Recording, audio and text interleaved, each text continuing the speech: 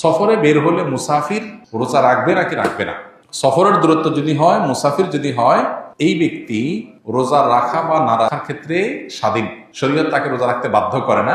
তবে যেই রোজা সফরের কারণে রাখা হবে না, সে রোজা রমজান করে রেখে দিতে হবে এবং এর কারণে তার কোনো গুনাহ হবে না। আল্লাহ বলেছেন, ফামান কানা মিনকুম মারিদান আও আলা সাফারিন ফাইদ্দাতুম মিন আইয়ামিন উখরা। যে ব্যক্তি অসুস্থ হবে, সফরে থাকবে, তার অন্য সময় রোজা রেখে দিলে সেটা তার জন্য রোজা হিসেবে যথেষ্ট হবে। তবে কেউ যদি সফরে তার কষ্ট না হয়, স্বাভাবিক, তাহলে তিনি রোজা রাখবেন, রাখতে পারেন, রাখা ভালো।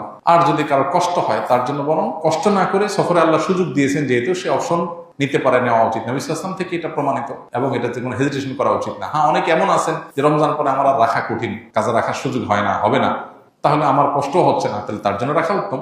কিন্তু সফর অবস্থায় শরীর আমাদেরকে রোজা রাখতে বাধ্য করে না। আমরা চাইলে রাখতে পারি, চাইলে ভাঙতে পারি, কিন্তু যেটা ভাঙবে সেটার বিনিময়ে যতগুলো ভাঙবে ততগুলো আবার রমজানের পরে রেখে দিতে হবে।